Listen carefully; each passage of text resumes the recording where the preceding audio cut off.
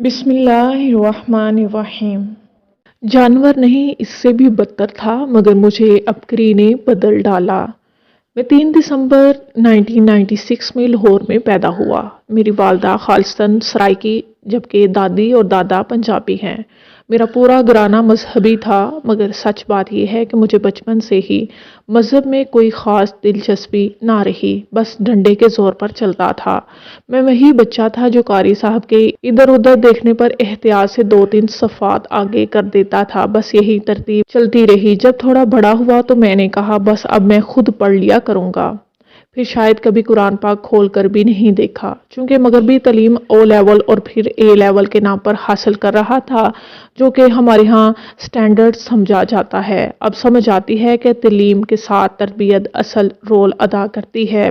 جب ایسے مغربی ماحول میں گیا تو سب سے پہلے مجھ پر جو برا اثر ہوا وہ یہ تھا کہ ادب طبیعت سے نکل گیا، اور مجھے خود یاد ہے کس بے ادبی سے میں بڑی بڑی ہستیوں کے نام لیتا تھا۔ کسی بڑے چھوٹے کا کوئی لحاظ نہیں، سب ایسے ہی چلتا رہا۔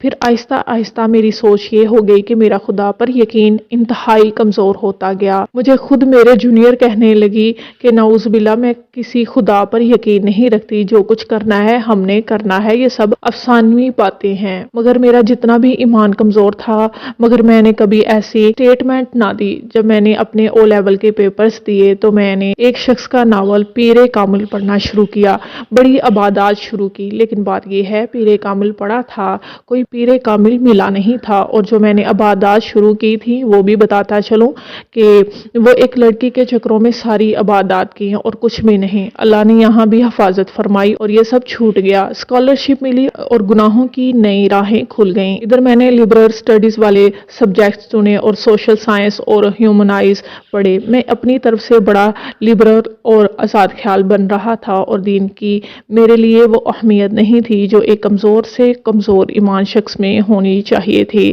عجب بات، جب مجھے 100% اسکالرشپ ملی میں نے لڑ کر ایک جم میں داخلہ لیا۔ یہ لاہور کے ایک پوش علاقے میں ہے۔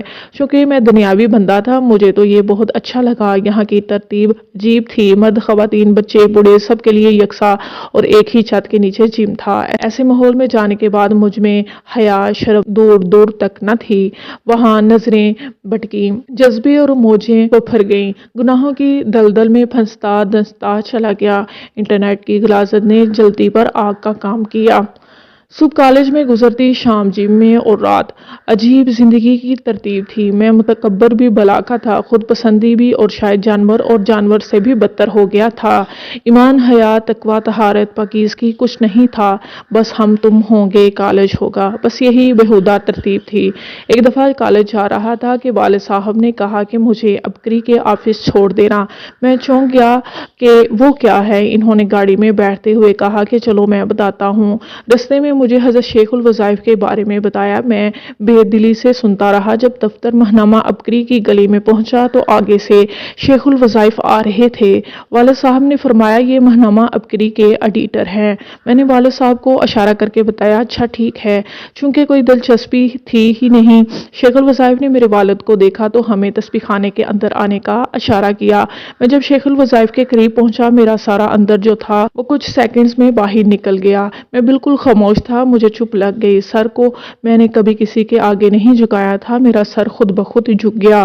میں پریشان، حیران، خود میرے والد صاحب نے یہ چیز محسوس کی کہ یہ تو بالکل چپ ہو گیا۔ خیر ملاقات ختم ہوئی، دفتر ماہنامہ عبقری سے ماہنامہ عبقری رسالہ لیا، گاڑی میں پھینک کر وہاں سے نکل گیا۔ رات کو کمرے میں گیا، رسالہ عبقری پڑھا، درس ہدایت والا صفحہ پڑھا تو اندر ہل سا گیا۔ عبقری کی ویب سائٹ کھولی، درس سننا شروع کر دیا۔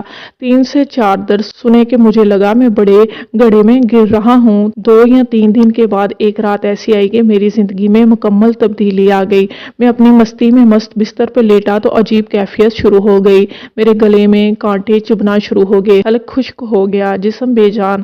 میں نے کہا آج تو کیا، اور واقعی لگا بس موت آ گئی اور اب میری شامت آنے والی ہے۔ دوڑ کر فریج سے پانی نکالا، پیا۔ جب سانس بحال ہوئی تو میں وہ نہیں تھا جو عبقری رسالہ پڑھنے اور درس سننے سے پہلے تھا۔ بڑی دیر جائے نماز پر سجدے میں پڑا رہا तौबा की, खूब रोया, गिड़गिड़ाया, मौत के डर से कांपा जा रहा था। अगली सुबह से ही नमाजों का एहतमाम शुरू किया। मैंने तय कर लिया अब कोई बुरा काम न करूंगा। ऐसे जैसे किसी बहुत बड़े मुजरिम को जंजीरों और बेड़ियों में झगड़ा जाता है, इसी तरह अल्लाह ताला ने मुझे महनामा अबकरी के जरिए शेखुल वज़ाइफ के हवाले कर दिया कि अब मुजरिम पकड़ा जा चुका है। मैं तब रूहानियत, बैत वगैरह को जानता था, शायद मानता भी था, मगर कोई दिलचस्पी नहीं थी। अबकरी की वेबसाइट से ऑनलाइन बैत हुआ, वालिद साहब के साथ आना शुरू किया। गलबन अगस्त 2015 में मेरी शेखुल वज़ाइफ से पहली मुलाकात थी। तब शेखुल वज़ाइफ ने फरमाया, ये हमारा चांद है। मैंने हाँ में सर हिला दिया। शेखुल वज़ाइफ के वकार जलाल की वजह से सर झुका हुआ था। फिर सच बताऊं तो अल्लाह ताला ने मुझे रंग दिया। बस अक्टूबर 2015 को मैं भूल नहीं सकता। यकीन जानिए, बस मैं बयान ही नहीं कर सकता कि शेखुल वज़ाइफ ने मुझे गौर से और टुकटुकी बांध कर देखा था। बस मैं ख़त्म हो गया था। इसके बाद फिर मुलाकात हुई और शेखुल वज़ाइफ ने फिर फरमाया, ये हमारा चांद है और बेटों से ज़्यादा अजीज़ है। बस मेरा अंदर हिल गया, पता नहीं क्यों। कोई चीज़ है ऐसी जो मुझे आपकी मौजूदगी का एहसास भी दिला देती है और वहाँ खुद ब खुद ले जाती है। कायरीन, मेरे पास लिखने को कुछ नहीं, ये बातें शायद मैं बयान ना कर पाता, मगर महनामा अबकरी में हर बार पढ़ता हूँ कि अपनी कैफियत, तजर्बात व मुशाहदात लिखें। मैंने लिख दी।